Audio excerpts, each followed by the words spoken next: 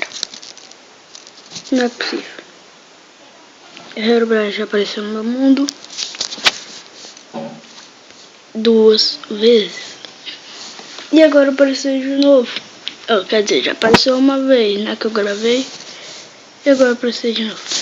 Eu fui tirar foto do Spider Joker, né? Ele, E desculpe aí por se alguém falou aí.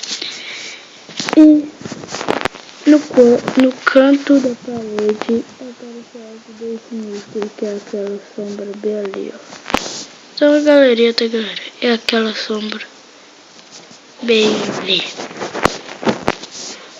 Porque se fosse um esqueleto, o esqueleto fica com a mão reta e com arco. Se fosse um player, tinha um nome em cima. Se fosse o Creeper, Creeper não tem mão. E a aranha, ela é baixinha. Zumbi é a mesma coisa do esqueleto, só que sem arco. Aí, o que é aquilo? É um bug?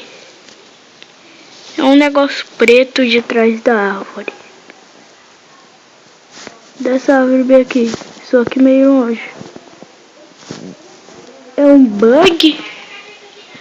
Ou sei lá, escrevam no comentário, Barry, o que vocês